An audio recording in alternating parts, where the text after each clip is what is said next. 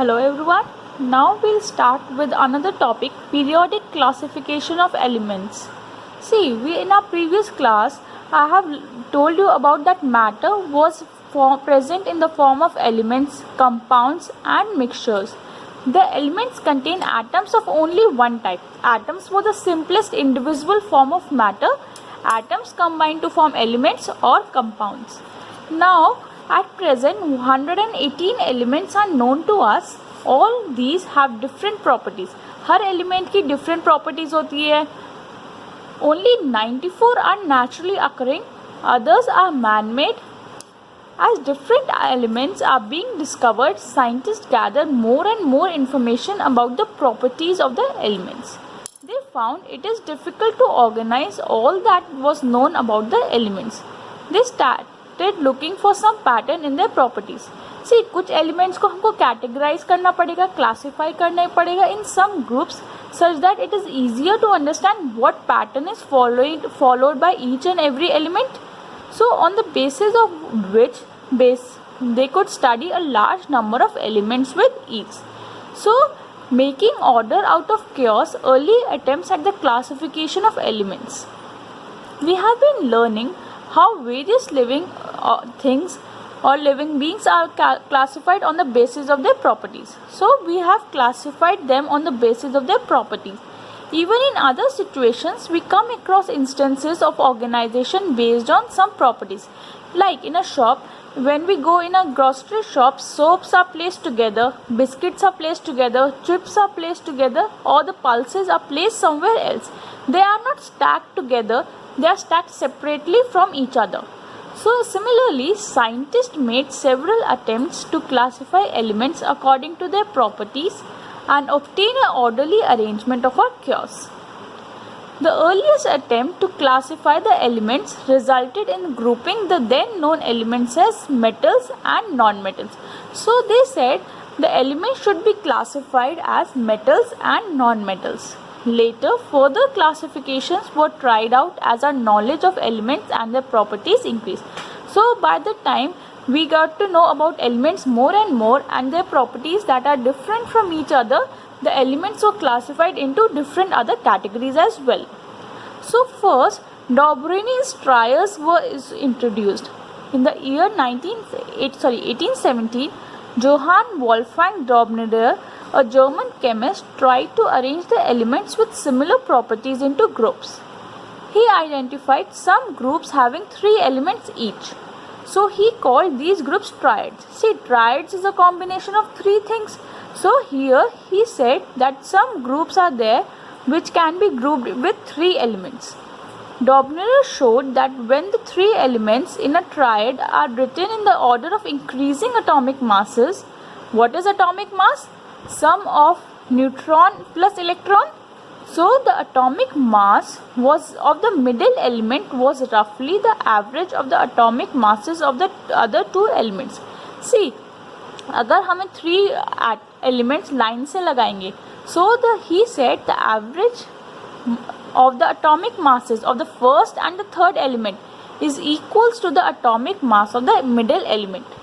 For example, lithium, sodium and potassium. Lithium has atomic mass 6.9, sodium has 23 and potassium has 39.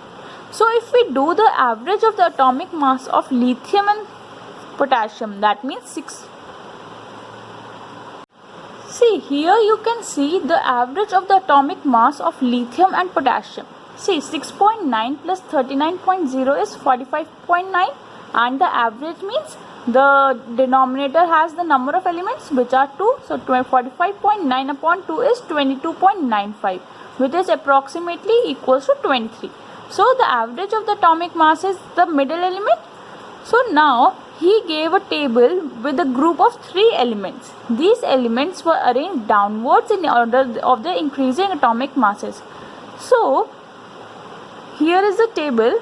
We can find that group B and C form Dobryn's triad. Why? See, 14 plus 74.9 will give me 88.9, which is divided by 2 is 44.5. So the atomic mass of potassium is not the average of the 2.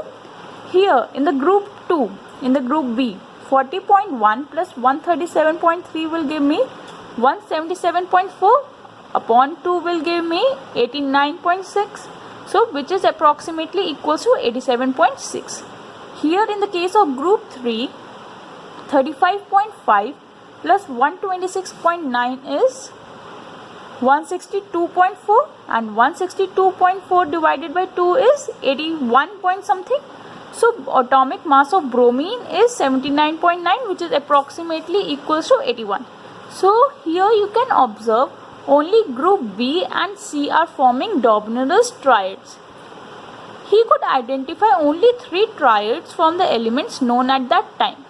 So this classification was not found to be useful.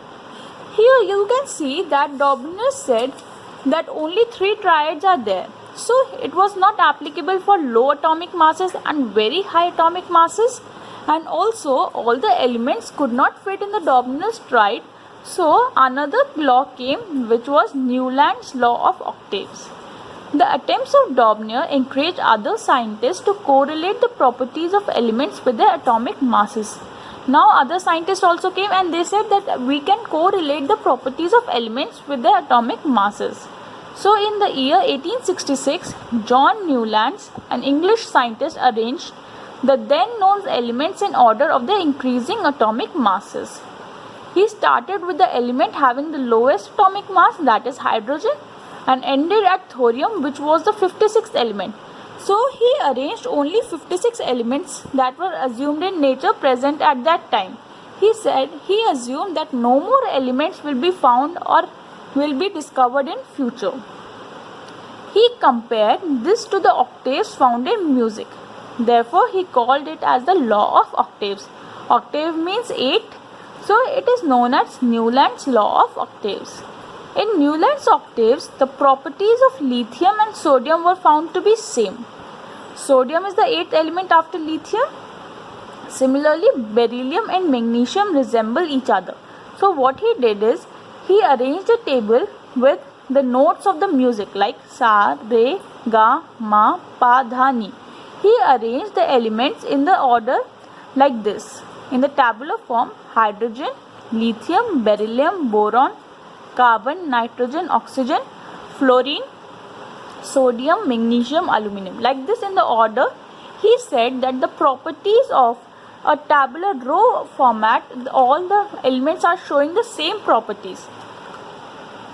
Here you can observe that the properties of lithium, sodium, potassium, copper, these resemble to each other. They have the same properties. In the third row, beryllium, magnesium, calcium, zinc, strontium, they all are having the similar properties. But what happened that it was applicable only up to calcium.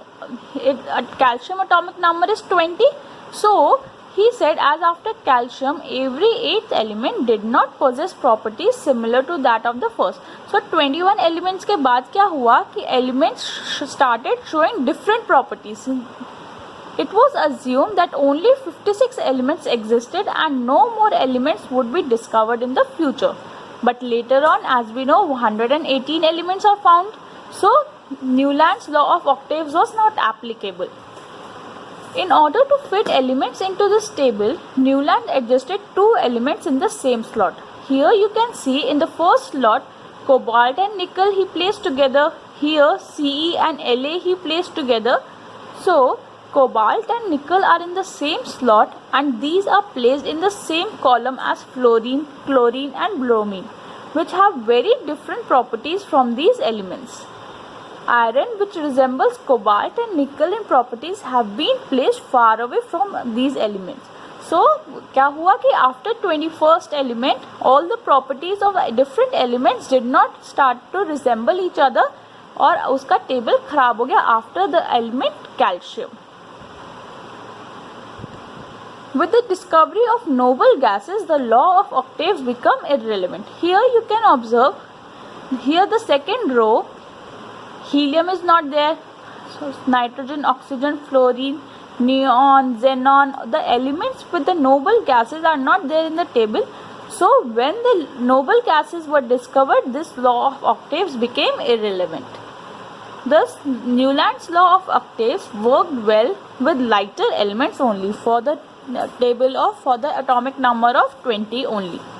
So questions on page 81 we have is, did Dobner's triads also exist in the column of Newland's octaves? Compare and found out. Yes, because they are existing in the row here. You can observe Dobner's triads did exist in the columns like lithium, K and sodium, potassium, sodium. Lithium, sodium and potassium were in the Dobner's triads as well as law of octaves. It is in the second column of octaves. So yes. Second question, what were the limitations of Dobner's classification? See, Dobner's classification was not applicable for very low as well as for very high mass elements, and the second, all the elements could not fit in his table. Third question, what were the limitations in Newland's law of octaves?